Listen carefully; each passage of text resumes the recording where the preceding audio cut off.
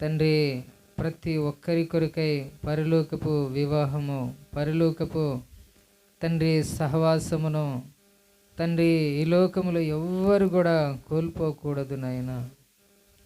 ఈ వివాహానికి వచ్చిన అనేక మంది జీవితాల్లో ఒక గొప్ప ఆధిక్యతను నాయన సంపాదించుకునేటువంటి ఆ గ్రహింపులోనికి నీ వాక్యం ద్వారా అనుగ్రహించండి ప్రభా. ఈ సమయంలో నీ దాసుడు నిలబడుతుంటుండగా నీ ఆత్మాభిషేకముతో పరిశుద్ధాత్మ బోధకుడుగా మీరే ఉండి మాట్లాడి ప్రతి హృదయాన్ని తట్టుమని కదిలించుమని ప్రభా, అనేకులకు ఈ వివాహము తండ్రి ఒక కనువిప్పుగా, ఒక వెలుగుగా, ఒక మార్గం చూపించే విధంగా మీరే మలిచి మహిమ ఘనత ఆరోపించుకోమని, కనపడని చీకటి తండ్రి తన పని చేస్తూ ఉంటుంది. శత్రు కార్యాలు సంపూర్ణంగా లయపరిచి ఈ ప్రాంగణం అంతా నీ ఆధీనంలో ఉంచండి. వస్తున్నటువంటి బంధువులు తండ్రి ప్రతి ఒక్కరిని బట్టి వందనాలు ప్రభా. ఈ వివాహంలో మేలు పొందే విధంగా సహాయం చేయమని, వివాహంలో పరలోకపు రుచిని చూసే విధంగా సహాయం చేయమని యేసు ప్రభువారి నామమున వినయంతో అడుగుచున్నాము తండ్రి, ఆమేన్.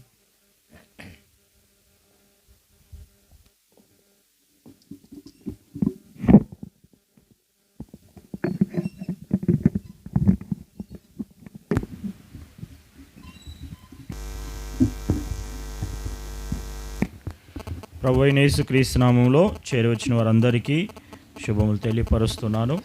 నాగరాజు, జానకి, గణేష్, రహిల వారి యొక్క వివాహం కొరకై ఆహ్వానించబడిన దేవుని సేవకులు, బంధువులు, రక్త సంబంధికులందరిని బట్టి కూడా దేవునికి వందనాలు. ఈ సమయంలో మరి వీరి యొక్క వివాహ సందర్భంగా దేవుని యొక్క వాక్యంలో నుండి కొన్ని మాటలు నేను మీకు తెలియపరచాలని ఆశిస్తూ ఉంటున్నాను. జాగ్రత్తగా దేవుని యొక్క వాక్యాన్ని మీరు వినాలని కూడా తెలియపరుస్తున్నాను. బైబిల్ గ్రంథం ఉన్న వాళ్ళందరూ కూడా బైబిల్ తెరిచి చూడాలని కూడా మనవి చేస్తున్నాను. హెబ్రీలకు రాసిన పత్రిక 13వ అధ్యాయము 4వ వచనం మనం అందరం కలిసి చదువుకుందాం. హెబ్రీలకు రాసిన పత్రిక 13వ అధ్యాయము 4వ వచనం అందరం కలిసి చదువుదాం. చదవండి. వివాహము అన్ని విషయములలో ఘనమైనదిగాను పానుపు నిష్కల్మషమైనదిగాను ఉండవలెను. వేశ్యాసంగులకును వ్యభిచారులకును దేవుడు తీర్పు తీర్చును. చదవబడినటువంటి లేఖన భాగము దేవుడు మన కొరకు ఆశ్రయించును గాక. సాధారణంగా క్రైస్తవ వివాహంలో, ప్రతి వివాహంలో మరి ఈ మాట కార్డులో రాస్తారు. సాధ్యమైనంత వరకు 99% అనుకుంటున్నాను నేనైతే ఈ వచనాన్ని వివాహ మ్యారేజ్ కార్డులో ప్రింట్ చేపిస్తారు. అయితే ఈ యొక్క కార్డులో వ్రాయబడినటువంటి మాట వీళ్ళ కార్డులో కూడా అదే పైన రాశారు. వివాహం అన్ని విషయంలో ఘనమైనది అని చెప్పి రాశారు.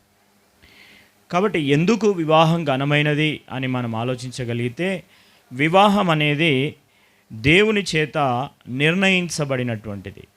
ఇది మనుషులు ఏర్పాటు చేసింది కాదు, మానవ మాతృల ద్వారా నిర్ణయించబడింది అంతకంటే కాదు.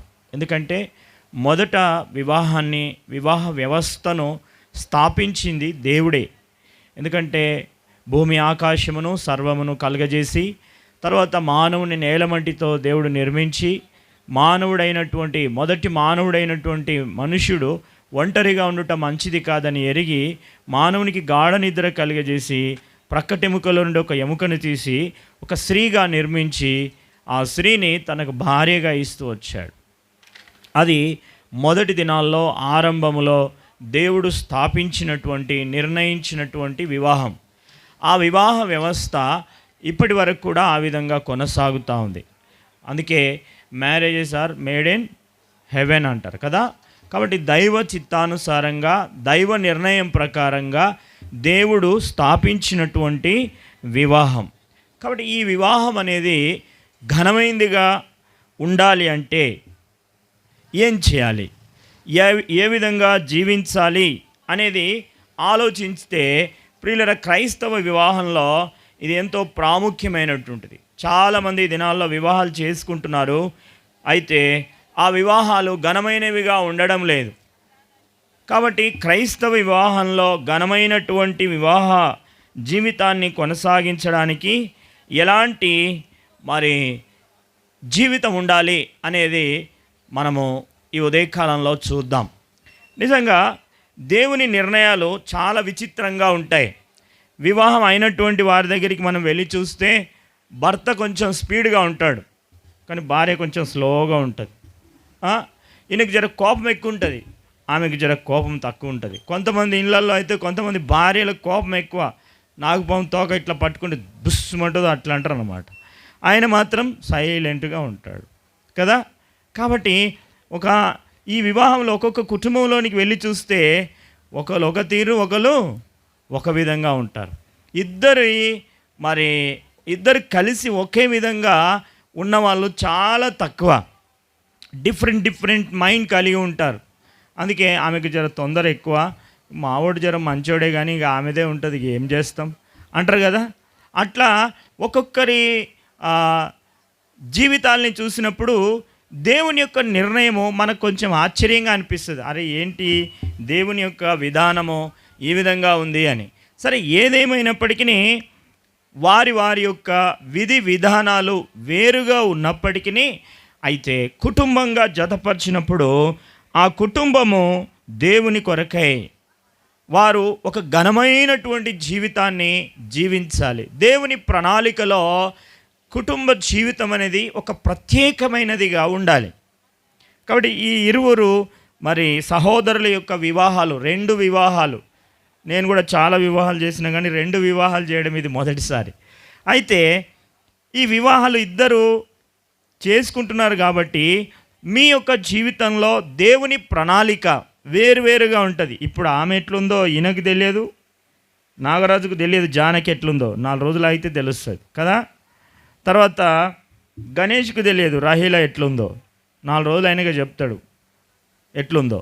కాబట్టి వారి మైండ్ సెట్ డిఫరెంట్గా ఉండొచ్చు.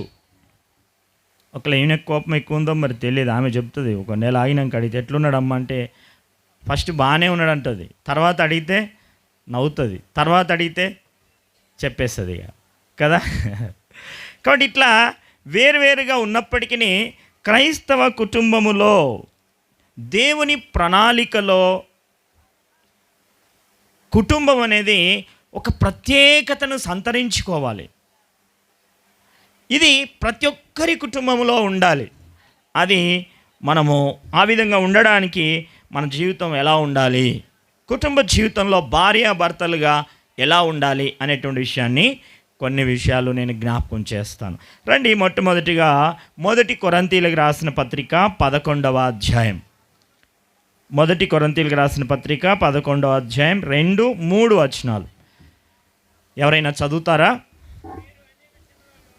మీరు అన్ని విషయములలో నన్ను జ్ఞాపకం చేసుకొనుచు నేను మీకు అప్పగించిన కట్టడలను గైకొనుచున్నారని మిమ్మును మెచ్చుకొనుచున్నాను. ప్రతి పురుషునికి శిరస్సు క్రీస్తనియు, స్త్రీకి శిరస్సు పురుషుడనియు, క్రీస్తునకు శిరస్సు దేవుడనియు మీరు తెలుసుకొనవలనని కోరుచున్నాను. గమనించండి, ఇక్కడ పురుషునికి శిరస్సు క్రీస్తు, స్త్రీకి శిరస్సు పురుషుడు.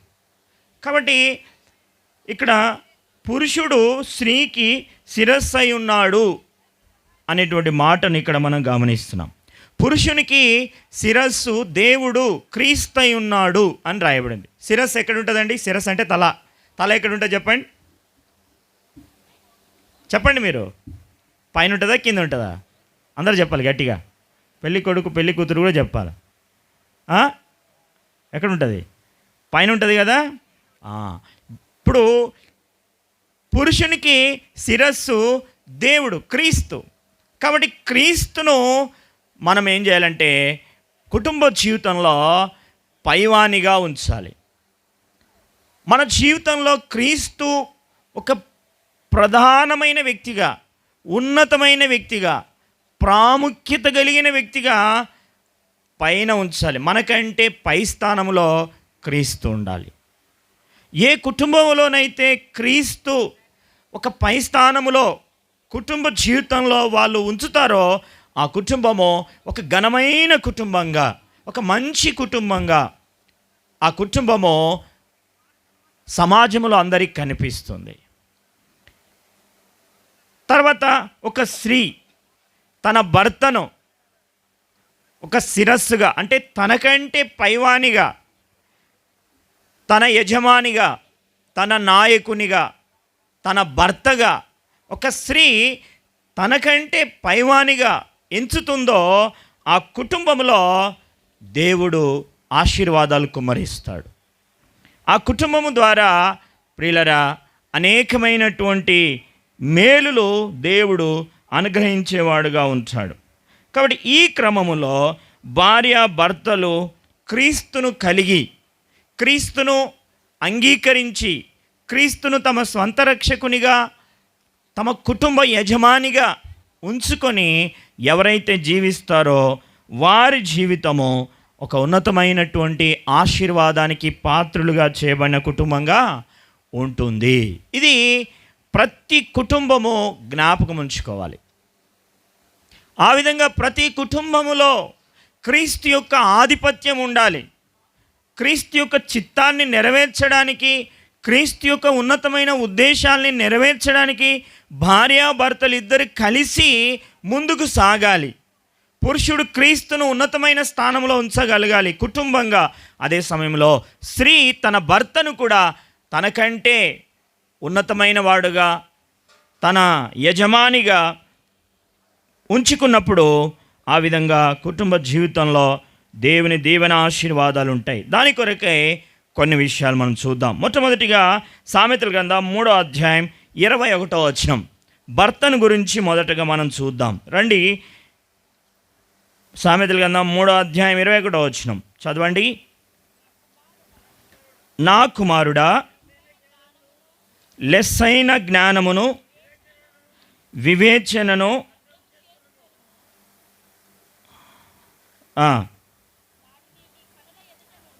వాటిని కన్నుల ఎదుట నుండి తొలగిపోనీయకుము. చూడండి, నా కుమారుడా, లెస్సైన జ్ఞానమును వివేచనను భద్రము చేసుకొనుము, వాటిని నీ కన్నుల ఎదుట నుండి తొలగి పోనీయకుము. ఇక్కడ రాయబడిన మాట ఒకటి మనం చూద్దాం, లెస్సైన జ్ఞానము. అయితే ఈ జ్ఞానం అనేది లోక సంబంధమైనది కాదు. ఈ లోక జ్ఞానము దేవుని దృష్టికి వెర్రితనముగా ఉన్నది అని రాయబడింది. అయితే పైనుండి వచ్చు జ్ఞానం, దేవుని జ్ఞానం మొట్టమొదట పవిత్రమైనది అని రాయబడింది. కాబట్టి ఈ యొక్క దేవుని జ్ఞానాన్ని కలిగి జీవిస్తే, పురుషుడు జీవిస్తే, ముఖ్యంగా పురుషుడు అలాంటి జ్ఞానము కలిగి ఉంటే క్రీస్తు వారి కుటుంబంలో జీవిస్తాడు, వారి కుటుంబంలో వారితో కలిసి ఉంటాడు. కాబట్టి పైనుండి వచ్చేటువంటి జ్ఞానము ప్రియులరా పవిత్రమైనదిగా, సమాధానకరమైనదిగా, మృదువైనదిగా, సులభముగా లోబడేదిగా, కనికరముతోనూ మంచి ఫలముతోనూ నిండుకొనినదిగా, పక్షపాతము వేషధారణ లేకుండా ఉంటుంది. అది దేవుని ఎడల, అదే సమయంలో భార్య ఎడల. చాలామంది జీవితాల్లో దేవుని ఎదుట పవిత్రమైన జీవితం ఉండదు, సమాధానకరమైన జీవితం ఉండదు. వారి జీవితంలో లోబడే జీవితం ఉండదు. అందుకే అనేకసార్లు పురుషుడు క్రీస్తును తన శిరస్సుగా ఎంచుకోలేకపోతున్నాడు. అదే సమయంలో భార్య ఎడల పవిత్రంగా లేని పురుషులు ఎంతోమంది ఉన్నారు. భార్యతో సమాధానం కలిగి లేనటువంటి పురుషులు ఎంతోమంది ఉన్నారు ఈ దినాల్లో. భార్యను ప్రేమించినటువంటి వాళ్ళు ఉన్నారు. భార్యతో మృదువుగా మాట్లాడరు. మృదువైనటువంటి కనికరంతో కూడిన, ఒక మంచి ప్రేమతో కూడిన, ఆప్యాయతతో కూడిన మాటలు తన భార్య ఎడల కలిగి ఉండనటువంటి భర్తలు ఎంతోమంది ఉన్నారు. వారి కుటుంబం ఎలా ఘనమైనదిగా ఉంటుంది. కాబట్టి ఎవరైతే దేవుని జ్ఞానాన్ని కలిగి ఉంటారో వారి జీవితంలో పవిత్రత కలిగిన జీవితాన్ని, సమాధానకరమైన జీవితాన్ని, మృదువైన జీవితాన్ని, లోబడే జీవితాన్ని, వేషధారణ లేనటువంటి జీవితాన్ని ఒక పురుషుడు కలిగి ఉండగలడు. కాబట్టి ఈ ఇద్దరు, గణేష్ తర్వాత నాగరాజు, వీరిరువురు కూడా అలాంటి జీవితాన్ని జీవించడానికి క్రీస్తుకు మొదటి స్థానం ఇవ్వాలి. క్రీస్తును మన హృదయంలో ఉంచుకోవాలి, మీ హృదయంలో మీరు ఉంచుకోవాలి. అప్పుడు ప్రియులారా, క్రీస్తు మీతో ఉండి మీ కుటుంబాన్ని ఆశీర్వదిస్తాడు. వారినే కాదు, ఇక్కడ కూర్చుని మనందరినీ కూడా. కాబట్టి లెస్సైన జ్ఞానమును నీ హృదయంలో నువ్వేం చేసుకోవాలన్నాడు అక్కడ? భద్రం చేసుకోవాలి.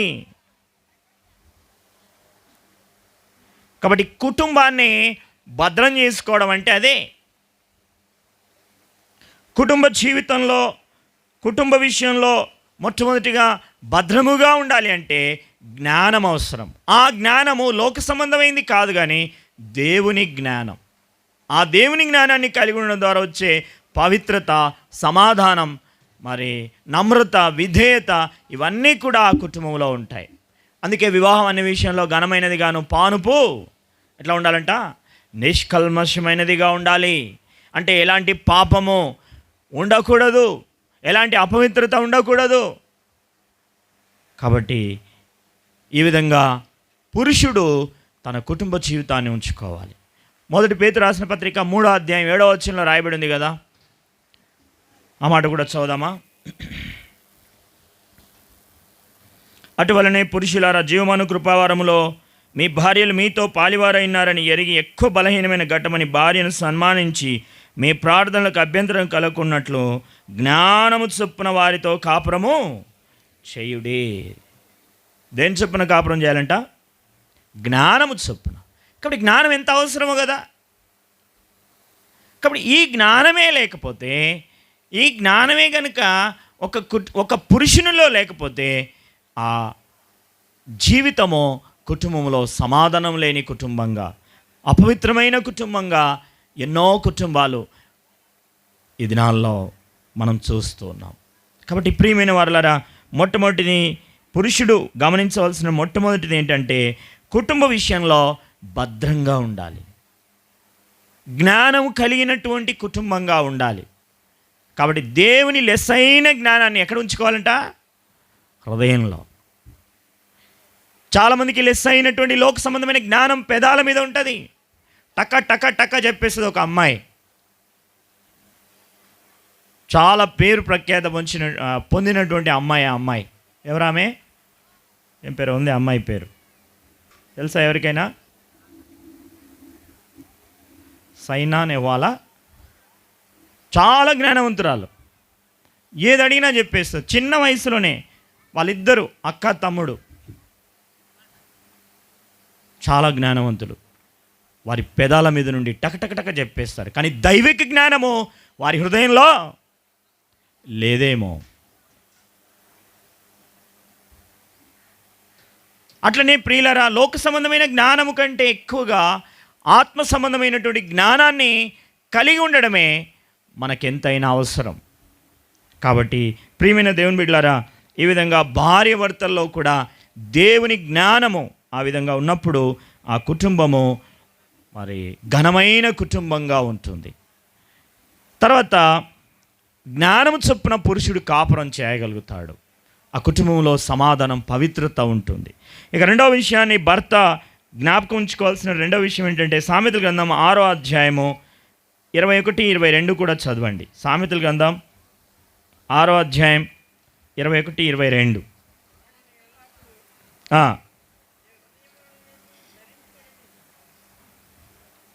చదువు.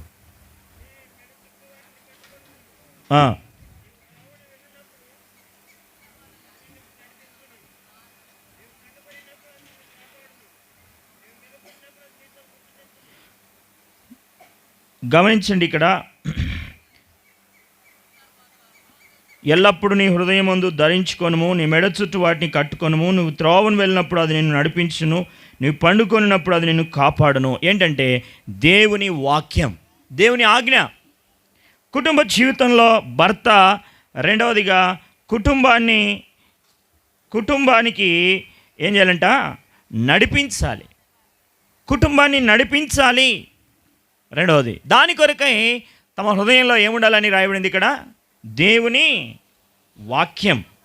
ఎప్పుడైతే దేవుని వాక్యము వారి హృదయంలో ఉంటుందో వారి జీవితము, వారి యొక్క కుటుంబ జీవితము ఘనమైనదిగా ఉంటుంది. కాబట్టి ఎల్లప్పుడూ నీ హృదయమందు ధరించుకొనుము వాటిని, అనగా దేవుని వాక్యాన్ని నీ హృదయములో ఉంచుకొనుము, నీ హృదయంలో ధరించుకొనుము అని రాయబడింది.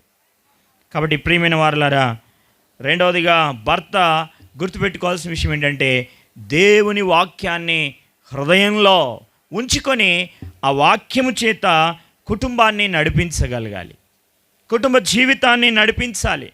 కుటుంబ జీవితంలో ఆ విధంగా మరి దేవుని కొరకై జీవించాలి, దేవుని వాక్యాన్ని చదవాలి, దేవుని వాక్యాన్ని పాటించాలి, దేవుని వాక్యం కొరకై దేవుని మందిరానికి వెళ్ళాలి, కుటుంబ ప్రార్థన కలిగి ఉండాలి, ప్రతిరోజు దేవుని యొక్క వాక్యాన్ని చదువుకోవాలి, వ్యక్తిగతంగా కుటుంబంగా. ఆ విధంగా దేవుని యొక్క వాక్యానికి మొదటి స్థానం ఇచ్చి దేవుని వాక్యాన్ని హృదయంలో ఉంచుకోగలిగితే ప్రియులరా, వారి కుటుంబ జీవితము ఎంతో దేవుని చేత నడిపించబడే కుటుంబంగా ఉంటుంది. యెషయా గ్రంథంలో 58వ అధ్యాయం 11వ వచనం రాయబడింది, యెహోవా నిన్ను నిత్యము నడిపించును, నువ్వు నీరు కట్టిన తోట వలె ఉంటావు అని రాయబడింది. కాబట్టి ఒక పురుషుడు దేవుని వాక్యానికి మొదటి స్థానం ఇచ్చినప్పుడు దేవుడు నడిపిస్తాడు. వారి కుటుంబ జీవితం నీరు కట్టిన తోట వలె ఎప్పుడూ పచ్చగా నిగనిగలాడేదిగా ఉంటుంది. ఒక మంచి తోటకి మరి తోట వేసిన తర్వాత ఎప్పుడు నీళ్లు పెడితే ఎలా ఉంటుందండి? పచ్చగా ఉంటుంది కదా. ఒకవేళ నీళ్లు సరిగా లేకపోతే ఎండిపోతుంది. కాబట్టి కుటుంబ జీవితం ఘనమైనదిగా ఉండాలంటే దేవుని వాక్యము హృదయంలో ఉండాలి. దేవుని వాక్యానికి మొదటి స్థానం ఇవ్వాలి, దేవుని వాక్యాన్ని చదువుకోవాలి, దేవుని మందిరానికి వెళ్ళాలి. ఆ విధంగా భార్యాభర్తలుగా దేవునికి మొదటి స్థానం ఇచ్చి ఘనమైనటువంటి కుటుంబంగా ఉండాలని ప్రభు జ్ఞాపకం చేస్తూ ఉన్నాడు. తర్వాత మూడవదిగా మనం చూస్తే యోహాను సువార్త 11వ అధ్యాయం మరి 52వ వచనం చదవండి. యోహాను సువార్త 11వ అధ్యాయం 52వ వచనం. యోహాను సువార్త 11వ అధ్యాయం 52వ వచనం.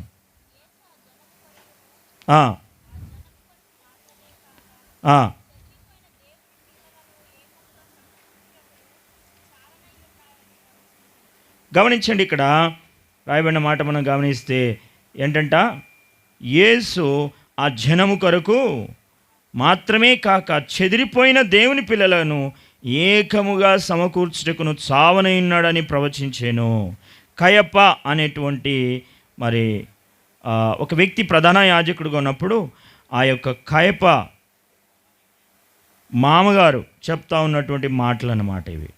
ఏమని చెప్పాడంటే, యేసుక్రీస్తు ప్రభువారు ఆ జనము కొరకు మాత్రమే కాక చెదిరిపోయిన వారందరి కొరకు ఆయన చావవలసి ఉన్నది, లేదంటే శ్రమ పడవలసి ఉన్నది, కష్టపడవలసి ఉన్నది, ఇబ్బంది పడవలసి ఉన్నది అని చెప్తా ఉంటున్నాడు. కాబట్టి కుటుంబ జీవితంలో ఘనమైనదిగా ఉండాలి అంటే శ్రమలు, ఈ లోక సంబంధమైనటువంటి కష్టాలు, శ్రమలు, వాటన్నిటిని ఓర్చుకొని శ్రమ పడవలసి ఉన్నది, కష్టపడవలసి ఉన్నది.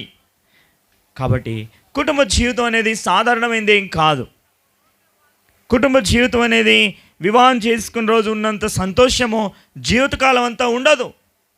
ఏదో ఒక రకమైన ఇబ్బంది, ఏదో ఒక రకమైన పరిస్థితిలో కుటుంబ జీవితాన్ని ఆవరిస్తూ ఉంటాయి. కాబట్టి కుటుంబ జీవితానికి కావలసినటువంటి అన్నిటినీ సమకూర్చడానికి ఏం చేయాలి? కష్టపడాలి. పెళ్ళి కాకముందుకు ఎక్కడ తిరిగినా ఏమైనా నడిచింది. పెళ్ళి అయిన తర్వాత తల్లిదండ్రులు అంటారు, అరే నిన్ను ఒక్కరిని పోషించడమే కష్టమైంది మాకు, ఇప్పుడు నీ భార్యను మేము ఎట్లా చూసుకోవాలరా, పో ఏదైనా కష్టం చేయి, నిన్ను నీ భార్యను జాదుకో పో అంటారు. అంతే కదా, అంటారా? కాబట్టి కష్టపడాలి, శ్రమ పడాలి, అన్ని కుటుంబం కొరకు సమకూర్చుకోవాలి, భార్య కొరకు సమకూర్చాలి, పిల్లల కొరకు సమకూర్చాలి, బ్రతుకు తెరువు కొరకు సమకూర్చుకోవాలి, దాని కొరకు కష్టపడాలి, శ్రమ పడాలి, ఇబ్బంది పడాలి. దేని కొరకండి? కుటుంబం కొరకు, భార్య కొరకు, పిల్లల కొరకు. అయితే ప్రభువైనటువంటి యేసుక్రీస్తు వారు ఈ లోక సంబంధంగా తన కొరకు కాదు కానీ సర్వలోక మానవాళి కొరకే, ఈ లోకంలో ఉండే మనుషులందరి కొరకే ఆయన తన ప్రాణాన్నే అర్పించాడు. ఒక కుటుంబాన్ని కుటుంబంగా చేయడానికి, ఒక సంఘముగా సమకూర్చడానికి, సంఘాన్ని సరైన విధానంలో సిద్ధపరచడానికి, ఒక పెళ్లి కుమార్తె కొరకు యేసుక్రీస్తు ప్రభువారు, సంఘం అనే పెళ్లి కుమార్తె కొరకు యేసుక్రీస్తు వారు పడిన శ్రమ, కష్టము ఈ లోకంలో ఎవరు కూడా పడలేదు. చివరికి తన ప్రాణాన్నే ధారపోసాడు. క్రీస్తును అంగీకరించిన వారంతా ఒక సంఘముగా చేర్చబడతారు. ఈ సంఘమే, ఈ రక్షింపబడిన సమూహమే కన్యక. కాబట్టి క్రీస్తు కన్యక కొరకై, ఒక పెళ్లి విందు కొరకై, భార్య కొరకై ఏ విధంగా తాను శ్రమపడ్డాడో, కష్టపడ్డాడో, శ్రమ ఓర్చుకున్నాడో, అట్లనే పురుషుడు తన భార్య విషయమై శ్రమపడాలి, కష్టపడాలి. కుటుంబాన్ని కట్టుకోవడానికి, కుటుంబ జీవితంలో ఒక ఘనమైన వివాహం, ఘనమైనటువంటి కుటుంబంగా ఉండడానికి, ఘనమైనటువంటి దాంపత్య జీవితం కొరకు పురుషుడు శ్రమపడాలి, కష్టపడాలి, క్రీస్తు కొరకు జీవించాలి, క్రీస్తులో కట్టబడాలి. ఈ కుటుంబమే ఒక సంఘముగా చేర్చబడినటువంటి ఈ కుటుంబమే ఒక కన్యకగా, ఒక దినాన ప్రభువైనటువంటి యేసుక్రీస్తు వారితో కలిసి ఆ లోక కళ్యాణంలో ప్రియులరా వివాహోత్సవ విందులో పాలు పొందబోతున్నారు. దాని కొరకు యేసుక్రీస్తు దేవుడైండి మానవుడికి లోకానికి వచ్చి సర్వలోక మానవాళి కొరకు ఆయన శిలలో చనిపోయాడు, సమాధి చేయబడ్డాడు, తిరిగి లేచాడు. ఆయన కొట్టబడ్డాడు, గాయపరచబడ్డాడు, తన ప్రశస్తమైన రక్తాన్ని చిందించాడు. నీకు తెలుసా యేసుక్రీస్తు ఎందుకు చనిపోయాడో తెలుసా? మతం స్థాపించడానికి కాదు, ఒక కులాన్ని రక్షించడానికి కాదు, లేకపోతే ఇంకేదో ఒక దేశాన్ని రక్షించడానికి కాదు, సర్వలోక మానవాళిని రక్షించడానికి, సర్వలోక మనుషుల్ని పాపం నుండి విమోచించడానికి యేసుక్రీస్తు ప్రభువారు తన ప్రాణాన్ని బలిగా సమర్పించాడు. ఒక కన్యకను సిద్ధపరచడానికి, సంఘం అనే కన్యకను సిద్ధపరచడానికి యేసుక్రీస్తు పొందిన శ్రమ ఎంతో విలువైంది, ఎంతో గొప్పది. కాబట్టి ఆయన నువ్వు అంగీకరిస్తే నీ పాపాలు క్షమించబడతాయి, నీకు నిత్యజీవం అనుగ్రహించబడుతుంది. నా మాట విని నన్ను పంపిన వాని విశ్వాసం ఉంచేవాడు నిత్యజీవం గలవాడని రాయబడుతూ వచ్చింది. కాబట్టి ప్రియులరా, ఇది తాత్కాలికమైనటువంటి వివాహం, లోక సంబంధమైన వివాహం. ఇది శరీర సంబంధమైనటువంటి భార్యాభర్తల బంధం. అయితే ఆత్మీయ బంధం, పరలోక సంబంధమైన బంధం, ఎల్లప్పుడూ విడిపోని బంధం, దేవునితో నిత్యత్వం ఉండేటువంటి బంధము కొరకై, ఒక కన్యక కొరకై, ఒక సంఘము కొరకై క్రీస్తు పొందిన శ్రమ ఎంతో విలువైంది, వెలకట్టలేనటువంటిది. అది గుర్తించి క్రీస్తును నువ్వు అంగీకరిస్తే, నీ పాపములు ఒప్పుకుంటే ఆయన నిన్ను క్షమించి నీకు నిత్య జీవాన్ని ప్రసాదిస్తాడు, మోక్షాన్ని ప్రసాదిస్తాడు. కాబట్టి పురుషుడు తన కుటుంబం కొరకై ఏం చేయాలి? శ్రమపడాలి, కష్టపడాలి, పని చేయాలి, సంపాదించాలి. భార్యను, పుట్టిన పిల్లల్ని జాగ్రత్తగా చూసుకోవాలి, మర్యాదగా చూసుకోవాలి. సమాజంలో ఒక మర్యాద కలిగిన కుటుంబంగా జీవించాలి. క్రైస్తవ కుటుంబంగా, దేవునికి మహిమను తెచ్చే కుటుంబంగా జీవించాలి. వివాహం అయిన తర్వాత భార్యను విడిచిపెట్టి దూరంగా ఉండకూడదు, ఒక త్రాగుబోతుగా జీవించకూడదు. పిల్లల్ని, భార్యను సరైన విధానంలో నడిపించలేని వారుగా ఉండకూడదు. ఇది పురుషునికి ఉండాల్సిన లక్షణం కాదు, తన కుటుంబాన్ని నడిపించేవాడుగా ఉండాలి. కాబట్టి ఈ 3 విషయాలు పురుషులు జ్ఞాపకం పెట్టుకోవాలి. క్రీస్తుని శిరస్సుగా ఉంచుకున్నటువంటి వారు ఒక ఘనమైన కుటుంబంగా ఉండడానికి మొట్టమొదటిది ఏంటిది? కుటుంబ విషయంలో భద్రంగా ఉండాలి, జ్ఞానం కలిగి కుటుంబాన్ని జ్ఞానం చొప్పున కాపురం చేయాలి. రెండవదిగా చూస్తే కుటుంబాన్ని నడిపించాలి. మూడవదిగా చూస్తే కుటుంబానికి కావలసినవన్నిటిని సమకూర్చడానికి కష్టపడాలి, శ్రమపడాలి.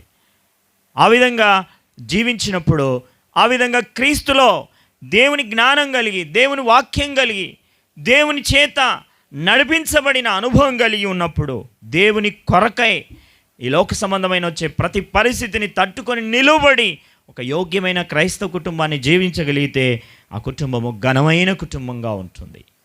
ఆ విధంగా పురుషులు ఈ లోకంలో జీవించాలి.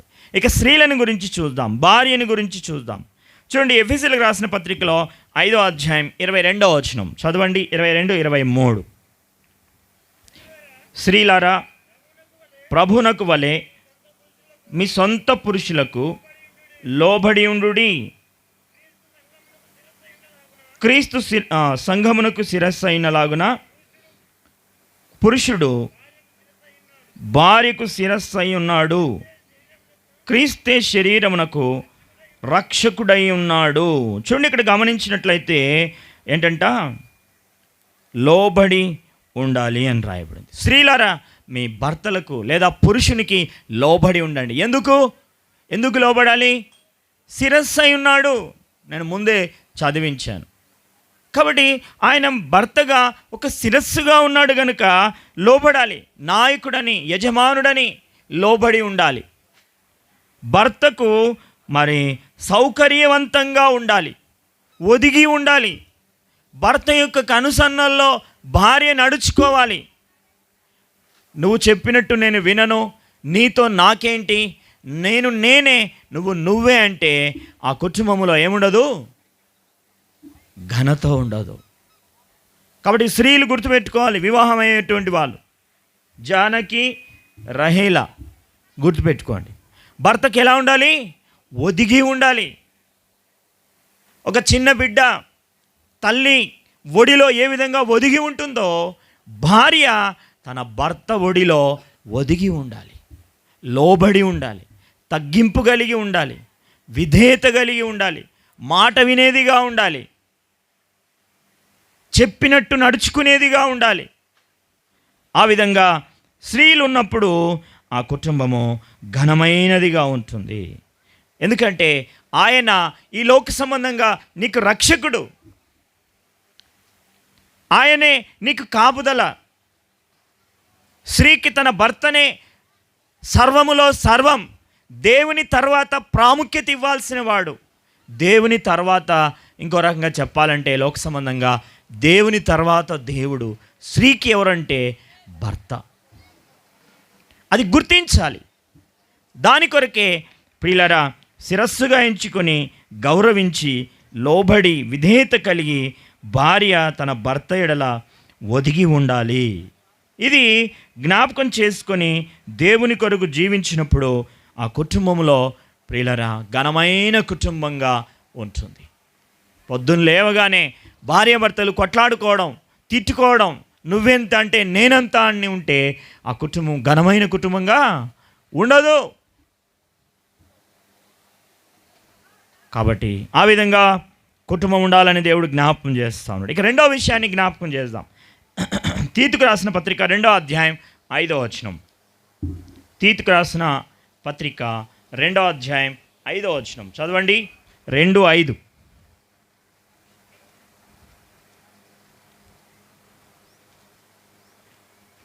మధ్యలో నుండి చదవండి ఆ మాట. నేను చదువుతాను, లేకపోతే వినండి. యవన స్త్రీలు తమ భర్తలకు లోబడిండి తమ భర్తలను శిశువులను ప్రేమించువారును, స్వస్థబుద్ధి గలవారును, పవిత్రులను, ఇంట ఉండి పనిచేసుకుని వారును, మంచివారునై ఉండవలనని బుద్ధి చెప్పుచు మంచి ఉపదేశం చేయవారునై ఉండవలనని బోధించుము. చూసారా, స్త్రీలు, యవన స్త్రీలు ఎలా ఉండాలంట? మంచి ఉపదేశము చేసేవారుగా ఉండాలి, మంచిగా బోధించే వాళ్ళుగా ఉండాలి, మంచి మాటలు చెప్పే వాళ్ళుగా ఉండాలి. భర్త రాగానే, పనికి పోయి రాగానే మీ అమ్మ అట్లా అన్నది, మీ నాయన ఇట్లా అన్నాడు, మీ తమ్ముడు ఇట్లా అన్నాడు అని అనవసరమైన విషయాలు భర్తకు చెప్తే వాడికి తెలియదు కనుక రాగానే అన్ని విషయాలు చెప్పగానే ఏమంటాడు? కోపం వచ్చేసి వెళ్ళి అమ్మ మీద అరుస్తాడు, నాయన మీద అరుస్తాడు, అన్నదమ్ముల మీద అరుస్తాడు కదండి. ఎంతమంది భార్య వెళ్ళారు ఇక్కడ ఉన్నారా? భర్తకు అన్ని తప్పుడు సలహాలు ఇచ్చి, ఉన్నది లేనట్టుగా చెప్పి, లేనిది ఉన్నట్టుగా చెప్పి, అత్త మీద చెప్పి, మామ మీద చెప్పి, ఆడబిడ్డ మీద చెప్పి కొట్లాటలు పెట్టించే భార్యలు ఉన్నారా? ఈడ ఉంటే మార్చుకోండి, జాగ్రత్త. మీ కుటుంబం ఘనమైందిగా ఉండదు. స్వస్థ బుద్ధి కలిగిన వారుగా ఉండాలి, క్షమించే మనస్సు కలిగి ఉండాలి. అత్త ఎడల, ఆడపడుచు ఎడల, మామ ఎడల, మరిది ఎడల, ఇతరుల తోటి ఆరాలి ఎడల. కాబట్టి స్త్రీకి ఉండాల్సిన లక్షణం ఏంటంటే ప్రియులరా, మంచి ఉపదేశం చేయాలి. భర్త రాగానే, పనికి వెళ్ళి ఇంటికి రాగానే అన్నీ ముందర పెట్టేసి ఇక లేనిపోని అన్నీ చెప్పొద్దు భర్తకి. ఏదైనా విషయం ఉంటే దాన్ని జాగ్రత్తగా సాల్వ్ కావడానికి పరిస్థితి ఇలా ఉంది. ఈ విధంగా వాళ్ళు అన్నారు. దాన్ని ఎలా చేద్దాం, ఎలా మనం దాన్ని ముందుకు తీసుకెళ్దాం, కుటుంబ జీవితంలో ఎలా ఉందాం, ఏం పని చేద్దాం, ఈ ఉన్న డబ్బుని ఎలా ఉపయోగిద్దాం, మన పిల్లల భవిష్యత్తు కొరకై ఏం చేద్దాం, దేవుని విషయంలో మనం ఎలా బ్రతుకుదాం అని ఒక భార్య ఒక నిర్దేశకతను ఇచ్చేటువంటిదిగా ఉన్నప్పుడు ఆ కుటుంబం ఘనమైందిగా ఉంటుంది. ఒక మంచి సలహాదారుగా భార్య ఉన్నప్పుడు ఆ కుటుంబము మంచి ఘనమైన కుటుంబంగా ఉంటుంది. మీకు తెలుసా, కుటుంబం నాశనం కావాలన్నా, కుటుంబం నిలబడాలన్నా ప్రాముఖ్యమైన వ్యక్తి ఎవరో తెలుసా? కుటుంబంలో భార్య స్థానాన్ని స్త్రీ ఎరగగలిగితే ఆ కుటుంబము దేవునిలో, ఈ భూలోకంలో ఒక ఘనమైన కుటుంబంగా ఉంటుంది ప్రియులరా. ఇది ఎప్పుడూ మర్చిపోద్దు స్త్రీలు. కాబట్టి భార్యలుగా ఒక మంచి ఉపదేశాన్ని చేసేవారుగా, భర్తకు మంచి విషయాలు చెప్పేవారుగా, ఒకవేళ భర్త ఏదైనా కోపంగా ఆవేశంగా చేస్తే మౌనంగా ఉండి ఆగాగని చెప్పి నెమ్మదిగా కొన్ని విషయాలు భర్తకు మంచి సలహాలు ఇవ్వాలి. ఎయ్ అను, తిట్టు, పో, ఎయ్ కొట్టు అనేటట్టుగా ఉండొద్దు భార్యలు. ఆ విధంగా ఉంటే కుటుంబం ఘనమైందిగా ఉంటుందా? అమ్మో చూడు ఎట్లా అంటుందో, చూడు అత్త మీద ఎట్లా ఎగబడుతుందో అంటారా? అప్పుడు నీ ఘనత పోతుంది. ఎక్కడి నుంచి వచ్చిందో ఈ అమ్మాయి, మా గండాన పుట్టిందేమో అంటారు కదా పల్లెటూర్లలో. అట్లా ఉండకూడదు. ఒకళ్ళ భర్త ఆవేశంగా ఏదైనా తొందరపడేదని ఆగు, ఏం అట్లా అంటావు, వాళ్ళు మీ అమ్మ, మీ నాయన, మీ తమ్ముడు, అట్లా మాట్లాడతావు పో అని చెప్పగలగాలి స్త్రీ. ఇంకెవరి విషయంలోనైనా సరే, అత్తమామ విషయంలో కాదు, బంధువుల విషయంలో, పక్కవారి విషయంలో, తోటివారి విషయంలో భర్త తొందరపడగలిగేదైనా చేసిన భార్య సమర్థించుకొని కుటుంబాన్ని చక్కదిద్దే భార్యగా ఉండాలి. ఆ కుటుంబం ఎంత ఘనమైన కుటుంబంగా ఉంటుందో తెలుసా? వాడు తాగి వచ్చి అరుస్తాడు కానీ ఆ పిల్ల ఎంత మంచిదబ్బా, చాలా మంచి అమ్మాయి, చాలా మంచి పిల్లని మంచి పేరు తెచ్చుకునే వాళ్ళుగా ఉంటారు కదా. అలాంటి జీవితాన్ని జీవిస్తే తప్పకుండా మీ కుటుంబాన్ని దేవుడు ఆశీర్వదిస్తారు. అప్పుడు నీ భర్త ఎలా ఉంటాడో తెలుసా? సామెతల కింద 31వ అధ్యాయంలో 23వ వచనంలో ఒక చక్కని మాట రాయబడింది. ఈ మంచి ఉపదేశం చేసే భార్య ఏ కుటుంబంలో ఉంటుందో ఆ కుటుంబంలో భర్త యొక్క ఘనత ఏ విధంగా ఉంటుందో అక్కడ రాయబడింది. ఎవరైనా చదవండి 31:23. ఆమె పెనిమిటి దేశపు పెద్దలతో కూడా కూర్చుండును, గవిని యొద్ద పేరుగొనిన వాడయుండును. చూసారా? కాబట్టి భార్య యొక్క మంచితనమే భర్తను ఒక ఉన్నతమైన స్థితిలో ఉంచుతుంది. భర్త ఉన్నతమైన స్థితిలో ఉంటే భార్యగా నీకు కూడా ఉన్నతమైన స్థితే ఉంటుంది.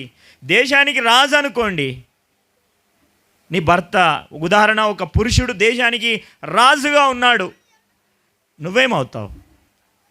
దాసి అవుతావా? రాజు యొక్క భార్యని ఏమంటారు? ఏమంటారు చెప్పండి? రాణి అంటారు కదా, దాసి అంటారా? అన్నారు.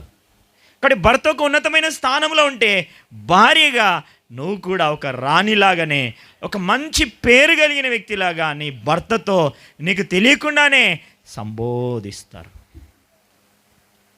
చూసారా?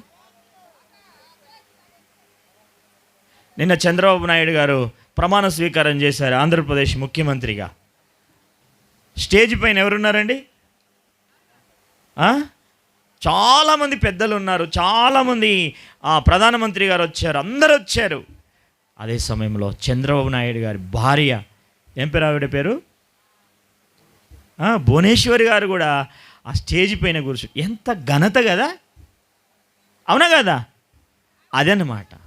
కాబట్టి ఒక భర్తగా నీ భర్త గవిని యొద్ద కూర్చున్నప్పుడు, హెచ్చింపబడినప్పుడు, ఒక ఘనత కలిగినటువంటి వ్యక్తిగా ఉన్నప్పుడు నీ జీవితం కూడా అలాంటి ఘనత సంపాదిస్తావు. కాబట్టి భర్తకి బోధించి సరైన సలహా ఇచ్చి సరైనటువంటి ఒక మంచి సలహాదారుగా, బోధకురాలుగా భార్య ఉండగలిగితే ఆ కుటుంబము ఘనమైన కుటుంబంగా ఉంటుంది. నాకు తెలిసిన ఒక కుటుంబం ఉన్నది. ఆమె చాలా గయ్యాలి. పాప మా బ్రదర్ మంచోడు, చాలా మంచోడు. నాకు తెలిసి ఎట్లాంటి గయ్యాలంటే పంచాయతీ వస్తే పోనీ అదిగా ఏదో ఒక చిన్న సందర్భంలో వాళ్ళ బంధువు ఒక యవనస్తుడు ఆమెతో గొడవ పడ్డాడు. ఆ గొడవ కాస్త అటు ఇటుగా కొంచెం పెద్దగా అయింది. వాళ్ళ భర్త ఉద్యోగానికి వెళ్ళాడు. సాయంకాలం వచ్చిన తర్వాత రాగానే భార్య ఏం చేసిందంటే భర్తకు అన్నీ బోధించింది, మొత్తం అన్నీ చెప్పేసి నింపేసింది ఆయన హృదయంలో. వాడు అట్లా అన్నాడు, ఇట్లా అన్నాడు, ఇది చేసిండు, అది చేసిండు, తిట్టిండు నన్ను, ఏమేమో అన్నాడు, నన్ను తిట్టిండు అన్నీ చెప్పేసరికి వాడికి రాత్రిపూట కోపం వచ్చేసింది. అరే వాడు ఎట్లా అంటాడు రా అని చెప్పేసి ఏం చేసినాడు తెలుసా, రోకలి బండ పట్టుకొని పరిగెత్తుకొని వాళ్ళ ఇంటికి వెళ్ళాడు వాడిని కొడదామని చెప్పేసరికి. వాడు అక్కడ ఉన్నాడు, చూశాడు, అరే నన్నే కొట్టడానికి వస్తున్నాడు అని చెప్పేసి వాడు పరిగెత్తుకొని వెళ్ళాడు. వాడిని వెంబడిపడి పరిగెత్తుకుంటూ వెళ్ళాడు. అక్కడ ఒక కొత్త ఇల్లు కడుతున్నారు, అక్కడ బేస్మెంట్ ఇంతలా లేచి ఉంది. అక్కడ లేసరికి ఈ పిల్లవాడు ఏం చేసినట్టు, వాడు యవనస్తుడు కాబట్టి ఇక్కడి నుంచి అక్కడికి దుమికి మరి ఆ బేస్మెంట్కి వెళ్ళి దునికి పరిగెత్తుకొని వెళ్ళాడు. ఈ పెద్ద ఆయన ఏం చేశాడంటే వయసులో కొంచెం ఒక 40-45-50 సంవత్సరాలు ఉన్నాడేమో, ఆయన కూడా అలాగే దునకాలని చూశాడు. టక్కన దునికాడు, కింద పడ్డాడు, తొంట్లో కాలిరిగింది. మీకు తెలుసా, ఆపరేషన్ చేశారు, తొంటిలో కాలేశారు. లోపలేసిన తర్వాత షుగర్ అటాక్ అయింది. ఆ రాడ్ లోపలనే ఉండిపోయింది, ఖరాబ్ అయిపోయింది. రోజు రోజుకి తన శరీరం క్షీణించిపోయింది, చచ్చేపోయినాడు. ఎవరి మాటల ద్వారా? భార్య మాటల ద్వారా. చూసిండ్రా ఎంత నాశనం అయిపోయింది కుటుంబం. ఇది నిజంగా జరిగిన సంగతి. ఇది ఇక్కడ భార్యలారా జాగ్రత్త. భర్త విషయంలో కొంచెం జాగ్రత్తగా చెప్పాలి. ఏదైనా విషయం చెప్పినప్పుడు, ఎవరి విషయమైనా సరే ఆ విధంగా జాగ్రత్తగా కుటుంబాన్ని కట్టుకోవాలి. ఘనమైన కుటుంబంగా ఉండడానికి, క్రైస్తవ కుటుంబంలో ఇంకా వేరే కుటుంబం ఏదైనా కావచ్చు, ఆ కుటుంబంలో ఒక ఉన్నతమైనటువంటి ఘనత రావాలి అంటే భార్య కానీ కర్తవ్యాన్ని సరైన విధానంలో నిర్వర్తించాలి, బోధించాలి. ఇది రెండవ సంగతి. ఇక మూడవ సంగతిని చూసి నేను ముగించేస్తాను. రండి, సామెతల గ్రంథం 31వ అధ్యాయం 15వ వచనం చదవండి. సామెతల గ్రంథం 31:15. తన ఇంటి వారికి భోజనము సిద్ధపరచును, పనికత్తెలను చూసారా, తాము చీకటితోనే లేచి ఏం చేస్తుందంట, భోజనము సిద్ధపరుస్తుంది. తన కుటుంబం కొరకై ఆహారాన్ని సిద్ధపరచడం, లేకపోతే కుటుంబానికి కావలసిన అన్ని ఏర్పాట్లు కలిగి ఉండడం. ఎప్పుడు లేచి అండి? ఉదయాన్నే లేవాలంట. చాలామంది దినాల్లో 7 అయితే కూడా లేస్తలేరు, ఎందుకంటే పడుకునేసరికి రాత్రి 12 అవుతూ ఉంది. అంటే మీరు కాదు నేను అనేది, సిటీలోనికి వెళ్ళి చూడండి, 8 గంటలకు వెళ్ళి తలుపు కొట్టినా కూడా ఇంకా పడుకునే ఉంటారు. ఏంది అంటే రాత్రి 12 అయిందన్న, 1 గంట అయింది పడుకునేసరికి. కాబట్టి ఈ దినాల్లో కాలం మారిపోయింది, టైం కూడా వాళ్ళ జీవితంలో మారిపోతూ ఉంది. ఉదయాన్నే లేచి చక్కగా బైబిల్ చదువుకొని ప్రార్థన చేసుకొని దేవుని వాక్యానికి మొదటి స్థానం ఇచ్చి కుటుంబం కొరకు అన్నీ సిద్ధపరిచేది ఈ దినాల్లో చాలా తక్కువ. హరి జీవితం. ఇంకేముంది, బయట అంతా రెడీమేడ్ ఫుడ్ ఆర్డర్ చేస్తే చాలు, ఫోన్ చేస్తే ఇంటికే తెచ్చిపోతున్నాడు వాడు కదా. అలాంటి సిద్ధపాటు లేనటువంటి జీవితం. కాబట్టి ఒక భార్యగా అన్నీ సిద్ధపరచాలి. పోషణ కొరకై కావాల్సినవన్నీ కూడా సిద్ధపరచుట, తన కుటుంబాన్ని సిద్ధపరచుకొనుట, తన పిల్లలను సిద్ధపరచుట, తన భర్తను సిద్ధపరచుట, ఆహారం సిద్ధపరచుట, ఇవన్నీ కూడా ఒక సిద్ధపాటు కొరకు కలిగి ఉండాలి. అదే సమయంలో భార్య తన కుటుంబాన్ని దేవుని కొరకు సిద్ధపరిచేదిగా ఉండాలి. దేవుని రాకడ కొరకు సిద్ధపరచబడిన కుటుంబంగా ఉండాలి. అప్పుడు ఆ కుటుంబం దేవుని దృష్టిలో ఘనమైనదిగా ఉంటుంది, ఘనమైన కుటుంబంగా ఉంటుంది. కాబట్టి ప్రియమైన దేవుని బిడ్డలారా, స్త్రీలు భార్యలుగా గుర్తుంచుకోవాల్సిన విషయం ఏంటంటే, మొట్టమొదటిది తన భర్తకు సౌకర్యవంతంగా ఒదిగి ఉండాలి. రెండవదిగా భర్తకు సరైనటువంటి ఆలోచనను బోధించేదిగా ఉండాలి. మూడవది తన కుటుంబం కొరకు కావలసినటువంటి అవసరతలను పోషణ కొరకై సిద్ధపరచుకునేదిగా, తన కుటుంబాన్ని దేవుని కొరకు సిద్ధపరిచేదిగా ఉండాలి. ఈ మూడొంతల అనుభవము ఏ స్త్రీలో ఉంటుందో ఆ స్త్రీ దేవుని చేత ఘనపరచబడేదిగా ఉంటుంది.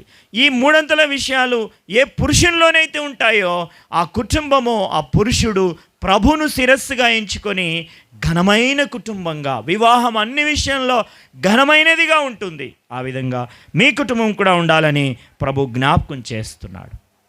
ఈ ఇద్దరి యొక్క వివాహాల తర్వాత వారి కుటుంబం ఆ విధంగా ఒకరి ఎడల ఒకరు క్రీస్తును శిరస్సుగా ఎంచుకొని విధేయత కలిగి లోబడి ఒకరినొకరు సరైన విధానంలో అర్థం చేసుకొని కుటుంబం విషయంలో భద్రం కలిగి కుటుంబాన్ని నడిపిస్తూ కుటుంబానికి కావలసినవన్నీ కూడా కష్టపడి అందిస్తూ పురుషుడు కలిగి ఉండి, స్త్రీ కూడా దేవునికి భర్తకు ఒదిగి లోబడి ఉండి, అదే విషయంలో ఒక మంచి బోధకురాలుగా ఉండి ఒక కుటుంబానికి కావాల్సిన సిద్ధపరచుకొని జీవించే జీవితం కలిగి ఉన్న కుటుంబము వివాహం అన్ని విషయంలో ఘనమైనదిగా ఎంచబడినట్టుగా ఆ కుటుంబ జీవితం ఘనమైన కుటుంబంగా ఉంటుంది.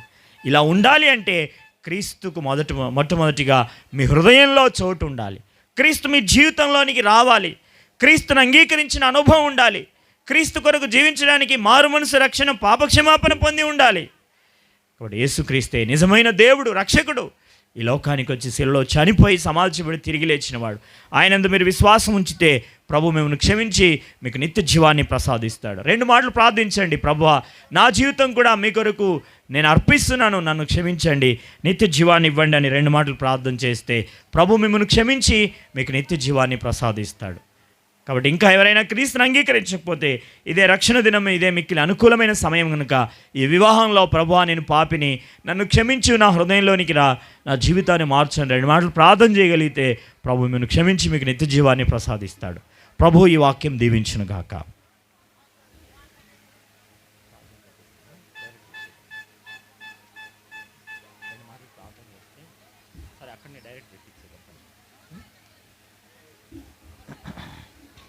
కళ్ళు మూసుకొని అందరూ ప్రమాణాలు చేస్తారు.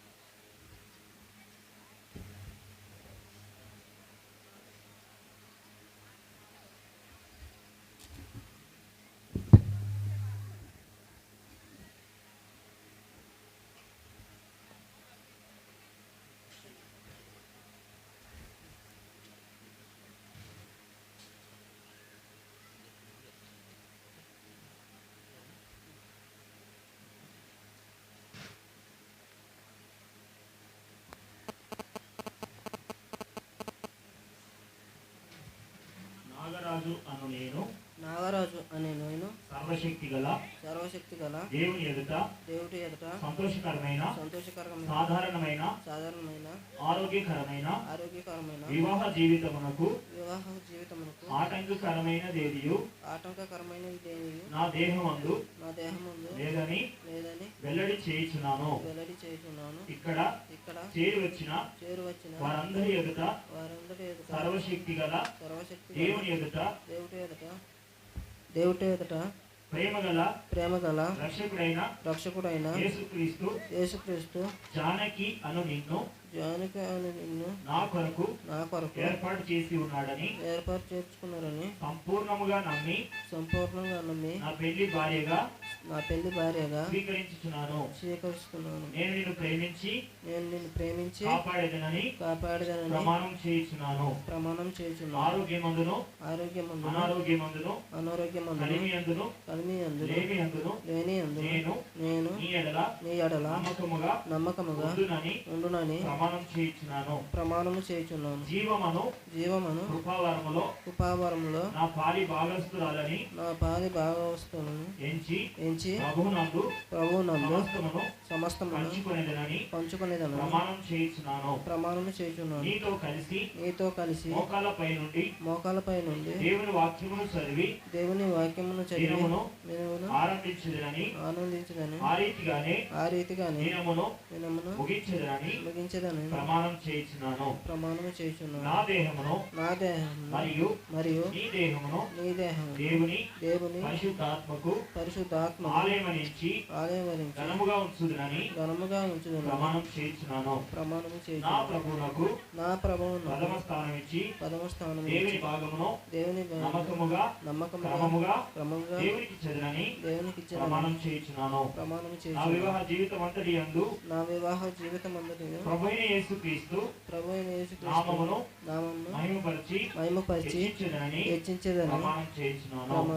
ప్రభువు నాకు సహాయము చేయునుగాక. సహాయం చేయనుగాక. చెప్పండి ఆమేన్. అమ్మాయి ప్రమాణం చేస్తుంది.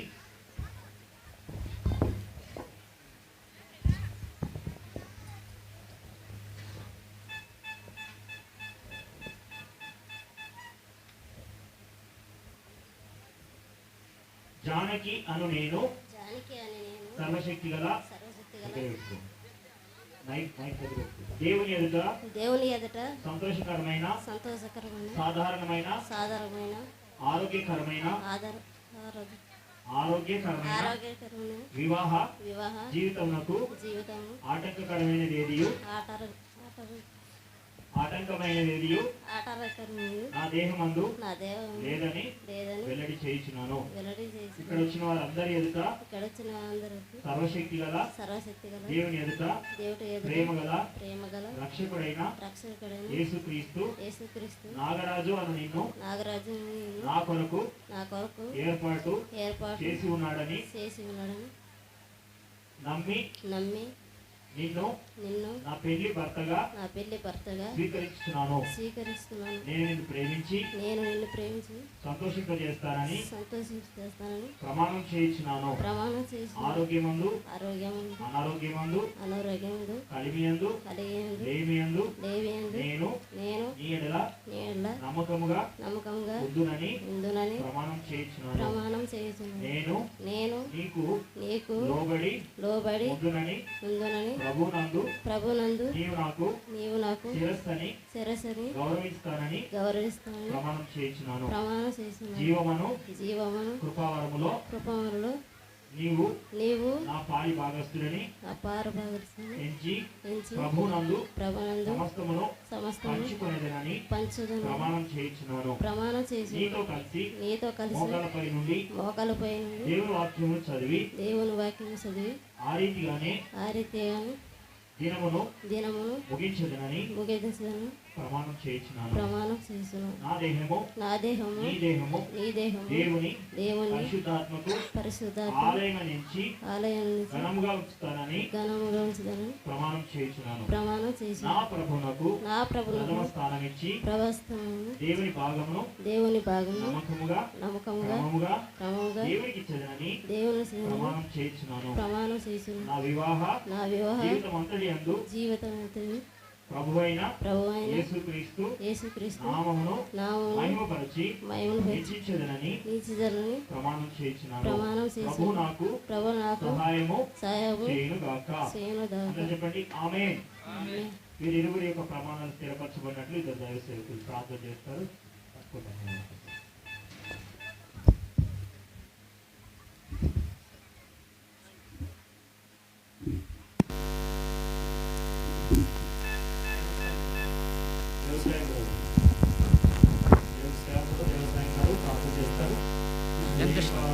తీర్మానాలు స్థిరపరిచినట్టుగా త్వరగా రావాలి.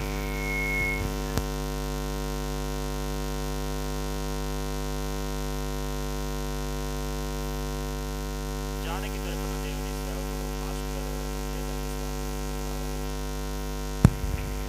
రాహేలు తరపున ఇచ్చిన పాస్టర్ గారు ముందుకు రండి. ప్రేమ కలిగిన మా పరలోక తండ్రి యేసు ప్రభువా, మీకు వందనాలు, స్తోత్రములు తండ్రి. ఈ శుభదినాన్ని బట్టి వందనాలు మా ప్రభువా, మా దేవ.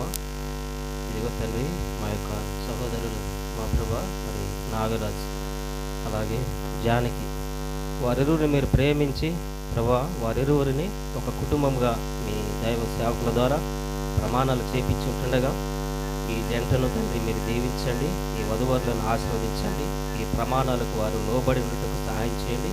మీ నామం మహిమార్థముగా వారి యొక్క కుటుంబాన్ని పట్టుకోవడానికి కృప చూపించమని, ఈ బిడ్డలను తండ్రి ఈ వధువరులను మీరు ఆశీర్వదించమని కూడా యేసుక్రీస్తు నామం పేరట స్తుతించి ప్రార్థించి అడిగి వేడుకొచ్చున్నాను మా తండ్రి.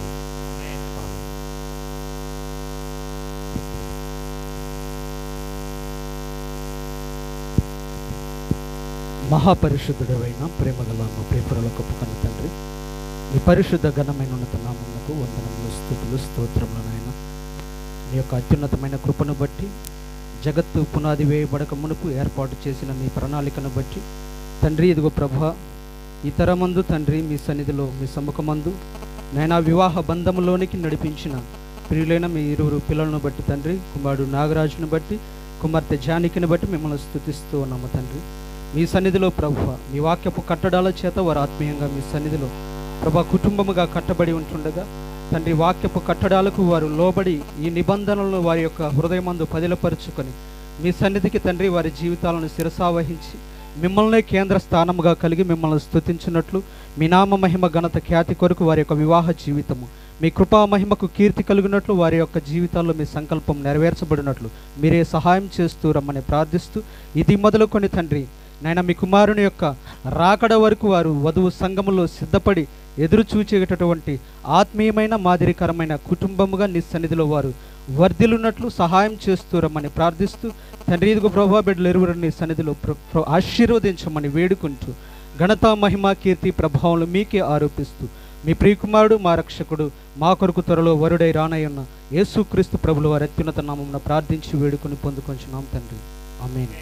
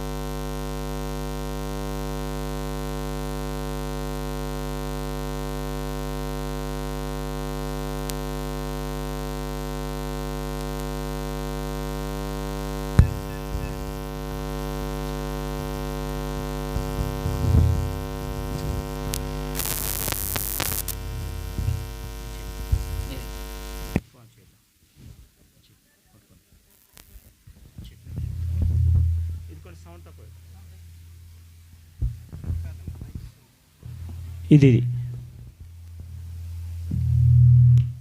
తగ్గి ఓకే.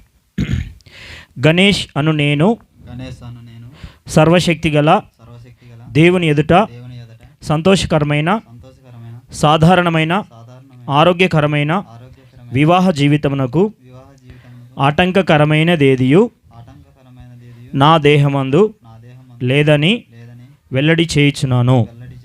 ఇక్కడ చేరి వచ్చిన వారందరి ఎదుట సర్వశక్తి గల దేవుని ఎదుట ప్రేమగల రక్షకుడైన యేసుక్రీస్తు రహీల అను నిన్ను నా కొరకు ఏర్పాటు చేసి ఉన్నాడని సంపూర్ణముగా నమ్మి నా పెండ్లి భార్యగా స్వీకరించున్నాను. నేను నిన్ను ప్రేమించి కాపాడేదనని ప్రమాణం చేయుచున్నాను. ఆరోగ్యమందును అనారోగ్యమందును కలిమియందును లేమియందును నేను నీ ఎడల నమ్మకముగా ఉందునని ప్రమాణం చేయుచున్నాను. జీవమను కృపావరములో నా పాలి భాగస్థురాలని ఎంచి ప్రభువునందు సమస్తమును పంచుకొనిదనని ప్రమాణం చేయుచున్నాను. నీతో కలిసి మోకాళ్ళపై ఉండి దేవుని వాక్యమును చదివి దినమును ఆరంభించేదనని, ఆ రీతిగానే దినమును ముగించేదనని ప్రమాణం చేయుచున్నాను. నా దేహమును మరియు గట్టిగా చెప్పు, నీ దేహమును దేవుని పరిశుద్ధాత్మకు ఆలయమని ఎంచి ఘనముగా ఉంచుదునని ప్రమాణం చేయుచున్నాను. నా ప్రభువునకు ప్రథమ స్థానమిచ్చి దేవుని భాగమును నమ్మకముగా క్రమముగా దేవునికి ఇచ్చేదనని ప్రమాణం చేయుచున్నాను.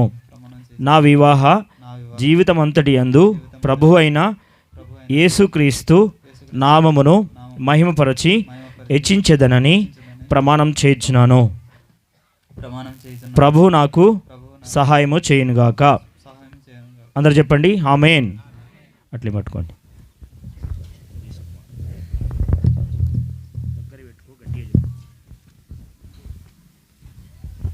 రహీల అను నేను సర్వశక్తిగల దేవుని ఎదుట సంతోషకరమైన సాధారణమైన ఆరోగ్యకరమైన వివాహ జీవితమునకు ఆటంకకరమైనది ఏదియు నా దేహమందు లేదని వెల్లడి చేయుచున్నాను. ఇక్కడ చేరి వచ్చిన వారందరి ఎదుట సర్వశక్తిగల దేవుని ఎదుట ప్రేమగల రక్షకుడైన యేసుక్రీస్తు గణేష్ అను నిన్ను నా కొరకు ఏర్పాటు చేసి ఉన్నాడని సంపూర్ణముగా నమ్మి నా పెండ్లి భర్తగా స్వీకరించున్నాను. నేను నిన్ను ప్రేమించి సంతోషింపజేయుదునని ప్రమాణము చేయుచున్నాను. ఆరోగ్యమందును అనారోగ్యమందును కలిమియందును లేమియందును నేను నీ ఎడల నమ్మకముగా ఉందునని ప్రమాణం చేయుచున్నాను. నేను నీకు లోబడి ఉందునని ప్రభువునందు నీవు నాకు శిరస్సని గౌరవించేదనని ప్రమాణం చేయుచున్నాను. జీవమను కృపావరములో నా పాలి భాగస్థులని ఎంచి ప్రభువునందు సమస్తమును పంచుకొనిదనని ప్రమాణం చేయుచున్నాను. నీతో కలిసి మోకాళ్ళపై ఉండి దేవుని వాక్యం చదివి దినమును ఆరంభించదనని, ఆ రీతిగానే దినమును ముగించదనని ప్రమాణం చేయుచున్నాను. నా దేహమును మరియు నీ దేహమును దేవుని పరిశుద్ధాత్మకు ఆలయమనించి ఘనముగా ఉంచుదునని ప్రమాణం చేయుచున్నాను. నా ప్రభువునకు ప్రథమ స్థానమిచ్చి దేవుని భాగమును నమ్మకముగా క్రమముగా దేవునికి ఇచ్చేదనని ప్రమాణం చేయుచున్నాను. నా వివాహ జీవితం అంతటి యందు ప్రభు అయిన యేసుక్రీస్తు నామమును మహిమపరచి హెచ్చించేదనని ప్రమాణం చేయుచున్నాను. ప్రభు నాకు సహాయము చేయునుగాక. అందరు చెప్పండి ఆమేన్. వీరిరువురి యొక్క ప్రమాణాలు అట్ని పట్టుకోండి. ప్రమాణాలు స్థిరపరచబడినట్లుగా ఇద్దరు దైవ సేవకులు ప్రార్థన చేస్తారు.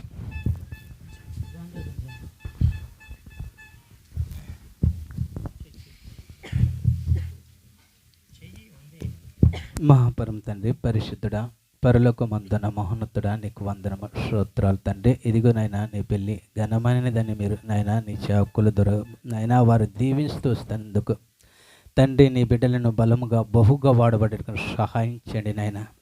అయా వారికి నాయన తండ్రి నీ యొక్క సంతానమును పరిశుద్ధమైన సంతానము ఇవ్వండి ప్రభా. రెండు జంటలను ఆశ్రయించండి నాయన. వారు నీకు లోబడి జీవించే భాగ్యము వారికి అనుగ్రహించండి ప్రభా. నీ నామములు హెచ్చించుటకును, నిన్ను గణపరచుటకును, నిన్ను స్తుతించుటకును మహిమకరిగా నీ సన్నిధిలో వాడబట్టుకుని వారిని దీవించమని నజరిని యేసుక్రీస్తు నామమున అడుగుతున్నాం తండ్రి, ఆమేన్.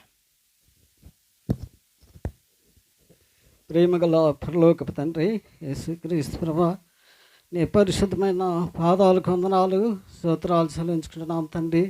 నీ దాసుని ద్వారా చేయబడిన ప్రతి ప్రమాణం బట్టి నాయన నీకు స్తోత్రాలు చెల్లించుకుంటున్నాం తండ్రి. వారు తీర్మానించినారు, మరి దేవుని ద్వారా మీరు జతపరచబడినారు. ఈ పిల్లల్ని జ్ఞాపకం చేసుకోమని ప్రార్థిస్తున్నాం తండ్రి. గొప్ప దేవ పరిశుద్ధుడా, జగత్తుకి పునాది వేయబడకమని క్రీస్తులు మీరు ఏర్పరిచినారు నాయన. మీకు వందనాలు స్తోత్రాలు చెల్లించుకుంటున్నాం తండ్రి.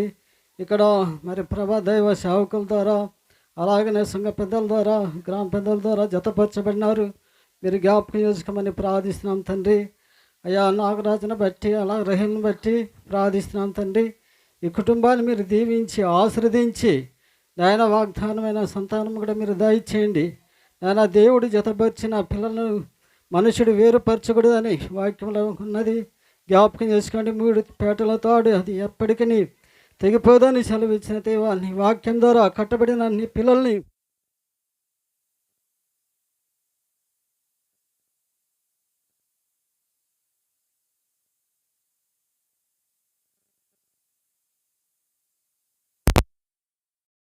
ఆశ్రయించండి. వారు చేసిన తీర్మానంపై ముద్ర వేయండి.